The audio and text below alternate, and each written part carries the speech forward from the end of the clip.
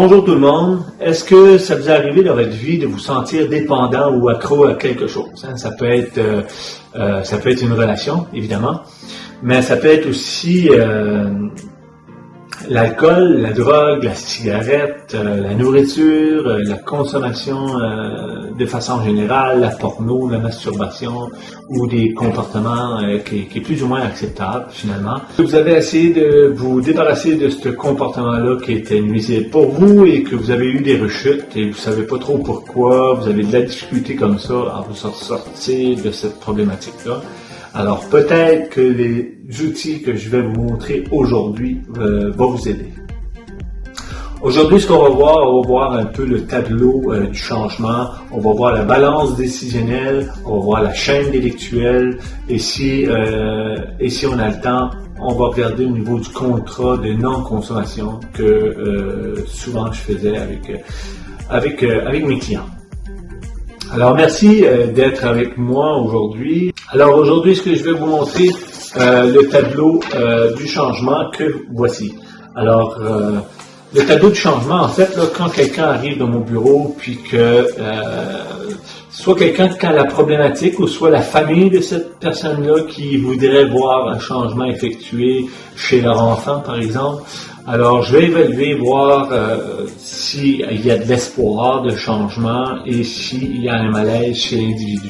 En fait, ça prend les deux, parce que si on a juste un ou l'autre, ça fonctionnera peut-être pas super efficacement. On va le voir, regardez le tableau ici, on voit complètement à gauche, il y a l'espoir, et complètement à droite, il y a le malaise. Puis au milieu, changement.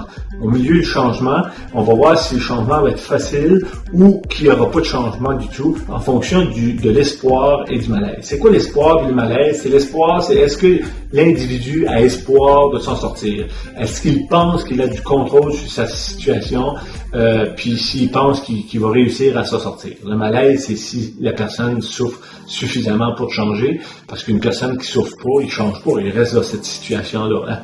Alors, je vous donne un exemple. La personne consomme, il habite chez ses parents, mi-vingtaine à peu près, habite chez ses parents. Alors, espoir, pour lui, il n'y a pas de problème. Selon lui, il peut changer quand il veut, il peut arrêter de consommer s'il veut, c'est juste que ça ne tente pas. Parce que malaise est au plus bas. Pour lui, il n'y en a pas de malaise, il n'y a pas de problème. Alors, on fait une ligne de élevé, espoir élevé, à malaise faible, puis vous voyez, on arrive à changement conditionnel. Hein, ça dépend de plusieurs facteurs. Le but de ça, c'est d'augmenter l'espoir et le malaise. Souvent, les parents vont venir me voir, puis ils critiquent leur enfant qui consomme, mais d'un autre côté, ils leur font pas prendre ses responsabilités, c'est-à-dire qu'ils demeurent chez eux, ils payent rien, il entretient pas sa chambre, il fait pas la vaisselle, il fait pas de tâches ménagères.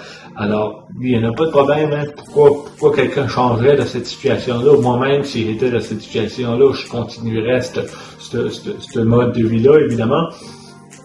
Alors, je dis aux parents, si vous voulez que votre enfant change, il faut augmenter le malaise. Hein. Je vous donne un exemple. Si l'espoir est élevé, comme je disais tantôt, et que le malaise est faible, la personne ne changera pas.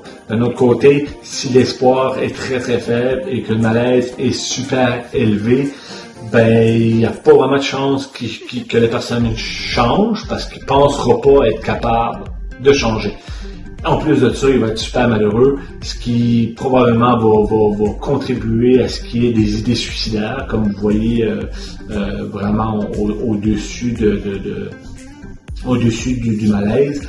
C'est sûr que si tu n'as pas d'espoir de t'en sortir, puis que tu es super malheureux, les idées suicidaires peuvent arriver. Bref, je termine là-dessus pour dire que l'important, c'est d'augmenter l'espoir,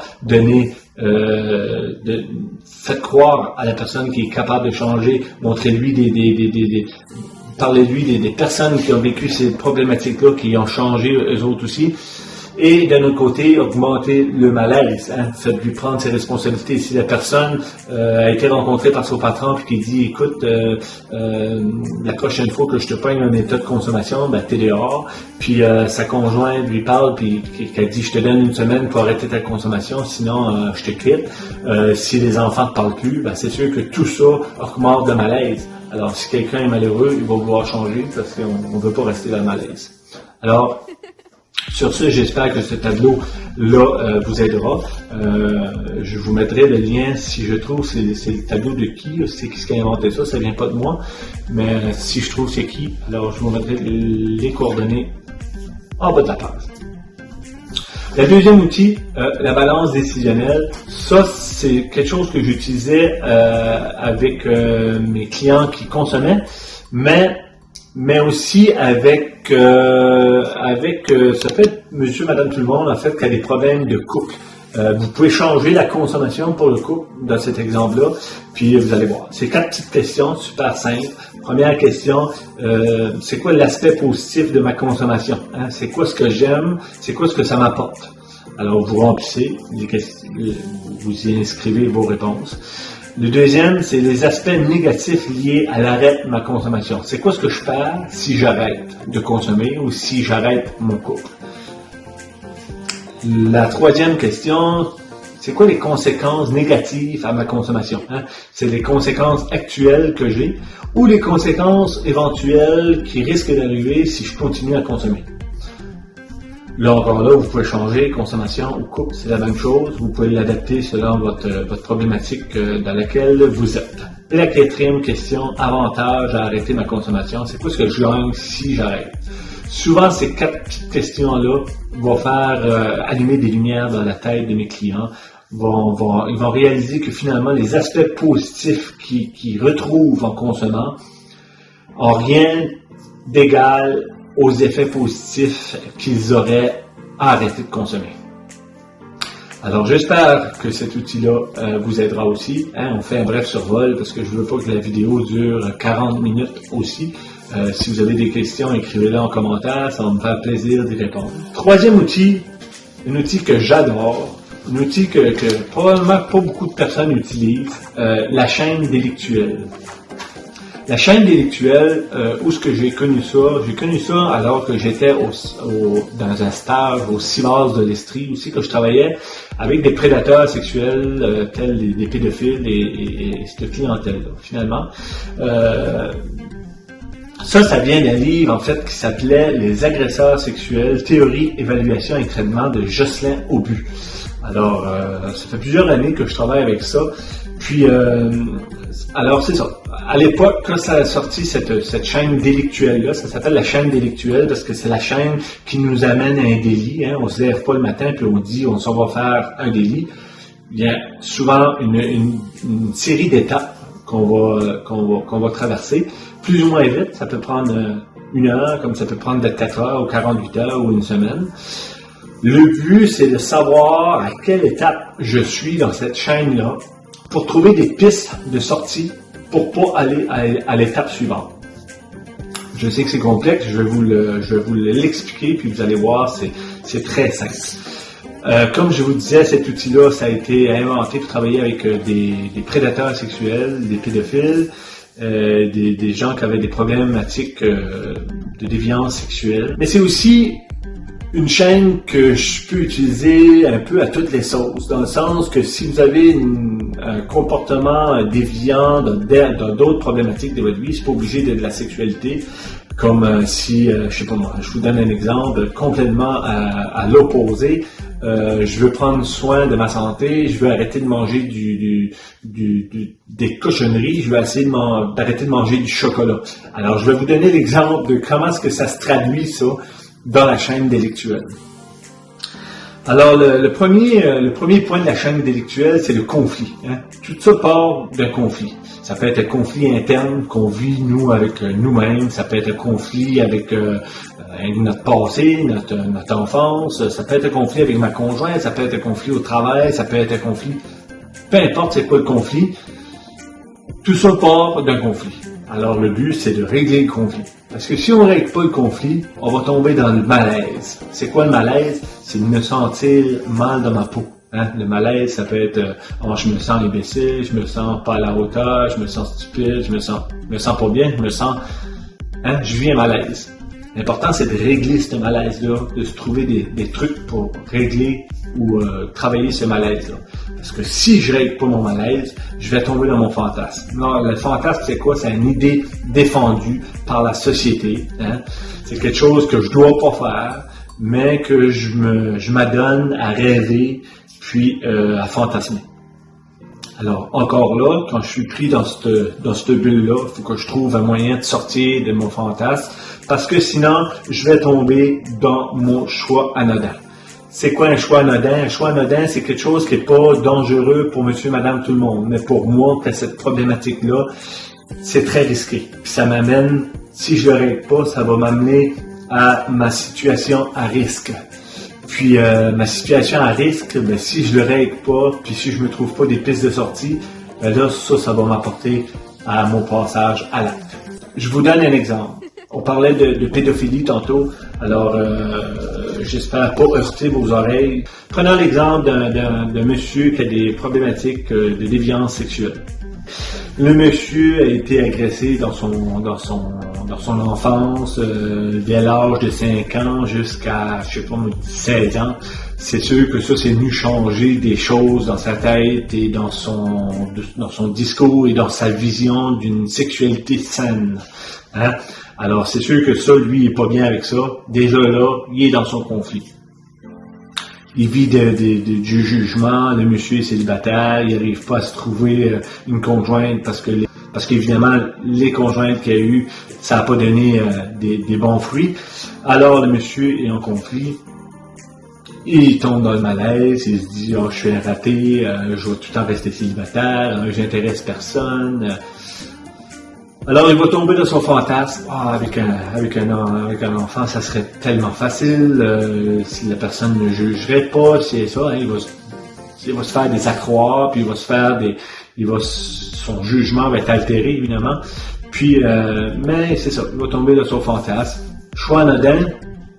Le monsieur travaille ici, son appartement est là, dans le milieu, il y a un parc. D'habitude, il fait le tour, mais cette journée-là, il va passer dans le parc parce qu'il va se dire, là, aujourd'hui, je suis pressé, puis j'ai pas le temps de faire le détour. Alors, situation à risque. Moi, qui n'ai pas cette problématique-là, aller dans un parc, puis il n'y a pas de problème. Mais pour lui, qui a cette problématique-là, c'est dangereux. Alors, le monsieur va passer dans le parc. Choix anodin. Situation à risque, il y a un enfant qui vient de perdre son ballon dans la rue, le monsieur va arrêter pour donner le ballon à l'enfant, parle avec l'enfant, finalement l'invite à monter dans son auto pour le raccompagner chez lui. Situation à risque, le monsieur, il faut qu'il se voit aller, puis qu'il faut qu'il se dise non, je sors d'ici, puis je m'en vais. Parce que s'il sort pas, il y a du danger qui passe à l'acte, avec les conséquences qu'on connaît aujourd'hui. La même chose peut arriver dans l'infidélité. Hein? Un monsieur est en conflit avec sa femme, il vient de se chicaner, ou infidélité ou dépendance à la drogue, mettons.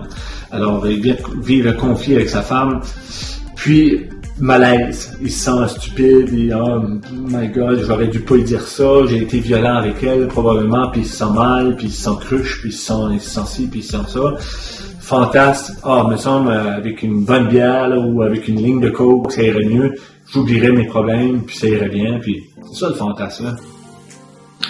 Choix anodin, il va passer dans le quartier où c'est que son dealer est là, tu sais. Alors qu'habituellement, il passe pas là. Alors, ça, c'est un choix anodin que pour moi, que c'est pas cette problématique-là, il n'y a pas de problème. Mais pour lui, c'est dangereux, hein, ou aller communiquer avec son ex, c'est sûr que ça me met dans une situation, c'est un choix anodin, ça me met dans une situation drôlement à risque. Alors, aller prendre un café avec mon ex, dans le cas d'infidélité, aller se remémorer les bons souvenirs qu'on a eus, à la limite de se remémorer les fois qu'on a fait l'amour dans le bois, ici et ça. Ça, c'est sûr que ça me met dans une situation à risque plus. Au niveau de la consommation, aller voir son dealer, rentrer chez eux juste prendre de ses nouvelles. Hein. Il y a pas de problème. J'allais là juste pour voir si mon bon chum Fred est là, alors que je sais très bien que si je vais chez mon dealer, c'est pas pour voir Fred, hein. C'est juste parce que je veux prendre des nouvelles de mon dealer, pour savoir s'il y a du stock, puis là, de savoir, finalement, t'as-tu eu d'autres stocks cette semaine, puis avez-vous, ça gèle-tu pas mal, puis alors là, c'est sûr que là, je suis rendu dans ma situation à risque, puis passeur Valiac, c'est sûr que mes clients qui consomment disent une ligne de coke, c'est trop, puis 10, c'est pas assez. Le pire, c'est la première. Un coup que la première est prise, les autres, ça rentre tout seul. Alors, puis dans le cas d'infidélité, c'est sûr qu'après avoir pris un café avec mon ex, si je l'invite à la maison puis qu'on commence à écouter un film collé, là, il y a des grosses chances que le passage à l'acte ait lieu. Alors, vous voyez, ça ici, là, c'est juste la chaîne délictuelle. J'aime pas trop le mot, mais je comprends que pour les cas de déviance sexuelle, c'est le bon mot parce que c'est la chaîne délictuelle. Dans le cas de consommation, on pourrait l'appeler la chaîne dangereuse ou quelque chose comme ça, pour dire que finalement, on se lève pas le matin puis on s'en va consommer. Il y a souvent une série d'étapes qui m'amènent à aller consommer. Alors, c'est de se voir aller dans quelle bulle, dans quelle étape que je suis pour essayer de me trouver des pistes de sortie pour pas aller dans la bulle suivante. Le dernier outil, je voulais vous parler, le contrat de non-consommation. Souvent, un contrat que je fais avec mes clients, mais c'est pas nécessairement eux autres envers moi, parce que c'est prouvé que des contrats, tu sais, comme les pactes de non-suicide qu'on faisait à l'époque, des contrats entre le client et le thérapeute pour que le client se suicide pas. Ça, on a vu que l'efficacité de ça n'était pas très, très grande. Ce que j'aime bien faire, moi, un contrat, c'est entre le client et lui-même.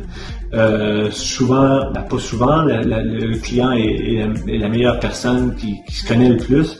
Alors, je vais les faire énumérer sur une feuille qui va signer un contrat de non-consommation. Alors, je vais les faire énumérer. C'est quoi les raisons, lui, qui a d'arrêter de boire. Hein? Alors, il va les énumérer. Hein? C'est retrouver le contrôle de ma vie, retrouver ma forme et ma santé, garder ma tête, garder mon emploi, avoir la garde de mes enfants, par exemple, sauver mon couple, ou amasser de l'argent pour partir en voyage en Italie, par exemple. Alors, la deuxième, les activités pour faciliter mon arrêt, je n'achèterai pas d'alcool et je n'en tiendrai pas à la maison. C'est sûr que ça, c'est la première des choses. Si je venais à la maison, je suis pas mal plus à risque de consommer. Avoir déjà des boissons fraîches puis chaudes à portée de main déjà faites d'avance, comme ça va, si j'ai une grosse soif, ça va être facile de prendre quelque chose qui est déjà fait d'avance. Faire du sport, aller m'entraîner au gym, aller à la piscine, aller marcher, faire du vélo, peu importe, puis avoir mes outils que j'ai appris avec Mario à portée de main et visible et accessible pour y référer aux besoins si jamais je suis à la veille de faire une rechute. Alors, les choses à faire aussi avant de faire une rechute, lise le contrat ici, je m'engage à lire ce contrat ici avant de faire une rechute. Je vais aller prendre une marche d'une 30aine de minutes. Je vais écrire les 10 avantages d'arrêter de consommer. Je vais boire 2 grands verres d'eau. Souvent, les gens vont faire ça, puis ça va être suffisant pour gagner du temps pour que la crise, le craving passe.